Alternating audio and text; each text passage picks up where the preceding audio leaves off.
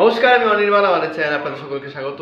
আজকে কথা বলবো দি একাডেমি অফ ফাইন আর্টস এই সিনেমাটির একটি কন্ট্রোভার্সি নিয়ে। তো চলুন ভিডিওটি শুরু করা যাক।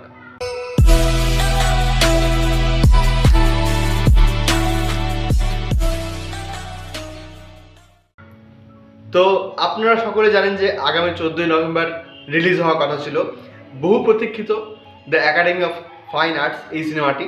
এটি একটি ইন্ডিপেন্ডেন্ট পাল্প থ্রিলার, যেটি ডিরেক্ট করেছেন জয়ব্রত দাস। এবং এই সিনেমাটির ট্রেলার যখন এসেছিল, লোক জাস্ট পাগল হয়ে গেছিলো, একদম ট্যালেন্টেড ভাইব যাকে বলে। কিন্তু আজকে সকালেই এই সিনেমার পরিচালক জয়ব্রত দাস এটি পোস্ট করেন ফেসবুকে যে তার যে সিনেমাটি সেটি মানে সেন্সর বোর্ড থেকে সার্টিফিকেট পেয়ে সত্ত্বেও রিলিজ করতে দেওয়া হচ্ছে না। এমনকি যারা আর কি হল মালিক রয়েছেন তাদেরকেও মানে বলা হচ্ছে যে সিনেমাটা যেন না চালানো হয়। এবার একটা সত্যি কথা বলি, খুব হার্শ রিয়েলিটি বলি, যে এই যে বিভিন্ন স্টার রয়েছেন, বিভিন্ন অভিনেতারা রয়েছেন, অভিনেত্রীরা রয়েছেন, তারা নিজেদের যখন সিনেমা আসে তখন আমার সিনেমা দেখুন, বাংলা সিনেমার পাশে দাঁড়ান, সেখানে এত ট্যুর হচ্ছে, এত প্রমোশন হচ্ছে, ইত্যাদি ইত্যাদি হচ্ছে। তারপরে যখন একটা এরকম সিনেমা আটকে যায় তখন মানে সত্যিই মনে হয় যে কী লাভ একটা বাংলা সিনেমার পাশে দাঁড়িয়ে। এটা একটা ইন্ডিপেন্ডেন্ট ছবি, একটা ভালো ছবি হতে যাচ্ছিল। আসলে প্রবলেমটা কী হয়েছে জানেন তো, যে আমাদের ইন্ডাস্ট্রিতে ওই যে চাটার বিষয়টা না, ওটা এমন একটা পর্যায়ে চলে গেছে যে আপনি যদি ওই স্টেপটা বাদ দিয়ে যদি আপনি এগোবো ভাবেন তাহলে কিন্তু কোথাও টিকতে পারবেন না। এবং শুধু একটা ইন্ডাস্ট্রি বলে নয়, এখন বাংলার পুরো ব্যাপারটা তাই হয়ে গেছে যে না চেটে এগোতে পারবেন না, তো চারটে আপনাকে হবেই। হ্যাঁ, এবার এই যে এই সিনেমাটা তৈরি করা হয়েছে সম্পূর্ণ ইন্ডিপেন্ডেন্টভাবে তৈরি করা হয়েছে, এবং এখানে এমন কোনো মুখ আপনি দেখতে পারবেন না, মানে দেখতে পাবেন না যারা আর কি ওই চাটা কোম্পানির মধ্যে আছে। তো কি হয়েছে কি, ওই কারণেই এই সিনেমাটার আশেপাশে কারো হাত নেই, এর পিছনে বড় বড় মাথা নেই। এমনকি আজ যখন এই সিনেমাটা রিলিজ হতে দেওয়া হচ্ছে না, তখন কিন্তু এমন কোনো নায়ককে বা নায়িকাকে আমি পোস্ট করতে দেখছি না যে আপনারা সিনেমাটাকে সমর্থন করুন, কি এরকমটা হওয়া উচিত নয়, ইত্যাদি ইত্যাদি কোনো পোস্ট করতে দেখছি না। এর মানে কি?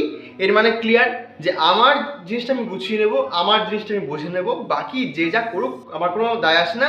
এবং আমার সিনেমার জন্য আমি ট্রাই করবো, আমার সিনেমার জন্য যদি চাটতে হয়তো চাটবো, আমার সিনেমার জন্য যদি দৌড়ে বেড়াতে হয়, হলে গিয়ে চিৎকার করতে হয়, বলতে হয় মানুষজনকে আমার সিনেমা দেখুন, তাহলে আমি বলবো, না হলে করবো না। তো এটা হয়ে গেছে আমাদের এই ইন্ডাস্ট্রির অবস্থা।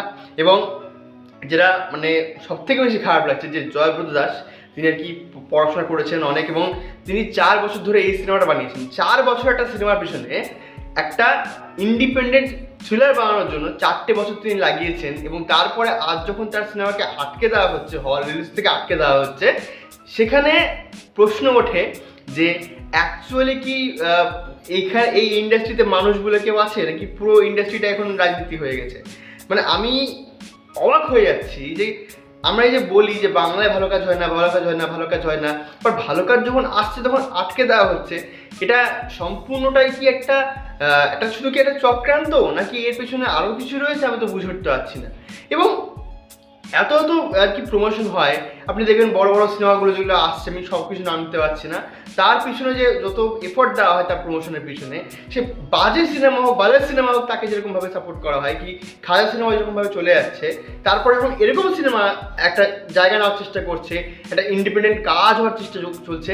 এবং আমরা যে বলি না যে আমরা হলিউডকে কখনো ছুঁতে পারছি না, হলিউডের মতো হচ্ছে না, বলিউডের মতো হচ্ছে না, সেটাই তো চেষ্টা চলছে রে ভাই। তারপরে যদি এরকম করে তাহলে কী করে এগোবে? আমি ভীষণই হতাশ হলাম, এবং এরকম আমি অ্যাকচুয়ালি আশা করিনি যে এই সিনেমাটা নিয়ে হবে।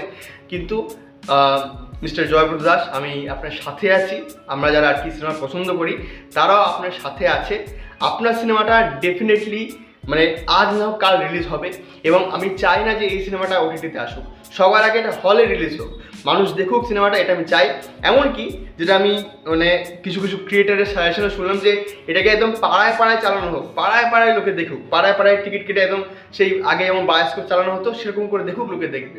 অনেক ক্রিয়েটারেরই আমি দেখছি, ভিডিও দেখতে পাচ্ছি, তারা মতামত দিচ্ছেন। বাট যেটা আমি সত্যি বেশি অবাক হচ্ছি যে বাংলা সিনেমা নিয়ে যাদের বুলি অ্যাকচুয়ালি সুপারস্টার, মেগাস্টার, এই স্টার ওই স্টার, তাদের কিন্তু কোনো রকম বুলি নেই। আর যারা আর কি নিজেদের খুব ইন্টেলেকচুয়াল আতেল ভাবেন, মানে ইন্টেলেকচুয়াল আতেল যারা অ্যাকচুয়ালি আমাদের বাংলা ইন্ডাস্ট্রিতে আছেন, আমি তো সবার নাম নিচ্ছি না, বাট তারাও যে কোথায় লুকিয়ে গেছেন ভগবান জানেন। তারা যে মুখ খুললে যে কী হতে পারে, তারা হয়তো জায়গা পাবেন না, এসব ভেবে হয়তো মুখ খুলতে পারছেন না। বাট এটা একটা ভীষণ হতাশার বিষয় যে আগামীকালই সিনেমাটা রিলিজ হওয়ার কথা ছিল এবং আজকে একদিন আগে শুনতে পাচ্ছি যে সিনেমাটা রিলিজ করতেই দেওয়া হচ্ছে না।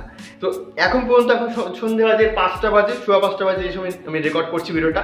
এবং এরপরে কী হবে আমি জানি না, এরপরে তারা আর কি আবেদনটা গ্রাহ্য করবে কি করবে না সিনেমাটা রিলিজ করার আমি জানি না, কিন্তু মানে একটা উদাহরণ হয়ে থাকলো যে এইখানে ভালো কাজ হতে পারে না। এবং সেই জন্যই আমি আমার যে চ্যানেলে যিনি পার্টনার রয়েছেন, দাদা রয়েছেন, তার সাথে আমি আলোচনা করছিলাম যে যদি সিনেমা বানাতে হয় না আমি সাউথে চলে যাবো।